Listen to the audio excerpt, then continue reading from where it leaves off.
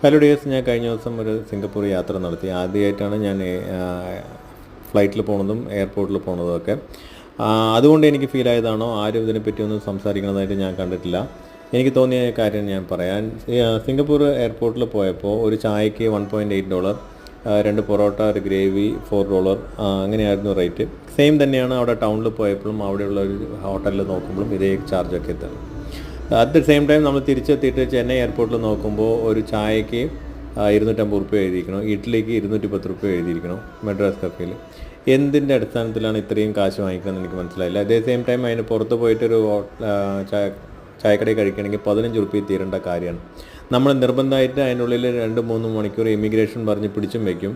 അത് നിങ്ങൾ കഴിക്കുകയാണെങ്കിൽ അവിടെ നിന്ന് തന്നെ കഴിക്കണമെന്ന് പറഞ്ഞു കഴിഞ്ഞാൽ ഇത്രയും ഇരട്ടി പൈസ കൊടുത്ത് കഴിക്കാൻ പറയണതിൽ എന്താ അർത്ഥം? ഞാനൊന്നും കഴിച്ചില്ല. ഞാനത് പുറത്തിറങ്ങി 3 പേർക്ക് 250 റുപ്യയിൽ ടിഫിനേ കഴിച്ചു.